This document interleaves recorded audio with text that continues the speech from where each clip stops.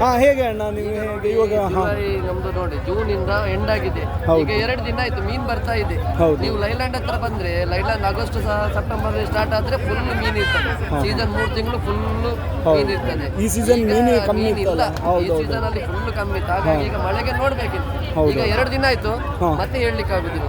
Rate ಹೇಗೆ ಉಂಟು? Rate ಕಮ್ಮಿ ಉಂಟಲ್ಲ? ರೇಟ್ ಅಂದ್ರೆ ಇದಕ್ಕೆ 60 ರೂಪಾಯಿ 50 ರೂಪಾಯಿ ಬೀಳ್ತಾ ಇದೆ ಇದೇ ಮೀನಿಗೆ. ಸೀಸನ್ ಟೈಮ್ ಅಲ್ಲಿ ಇದು 30 ರೂಪಾಯಿ.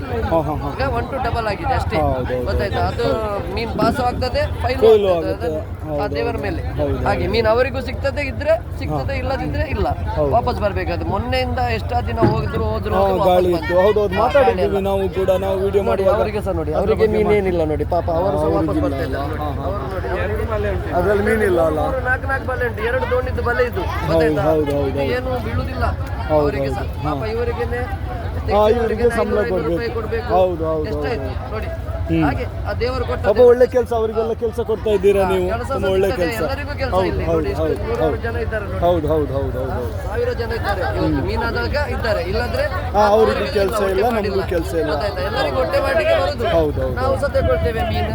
ಇದರಿಂದ ನಾವೀಗ ಸೇಲ್ ಮಾಡಿ ಎಲ್ಲಿಗೆ ನಾಳೆ ಸಿಗ್ತದ ನಮ್ಗೆ ಗೊತ್ತಿಲ್ಲ. ಹೌದು ಹೌದು ಹೌದು.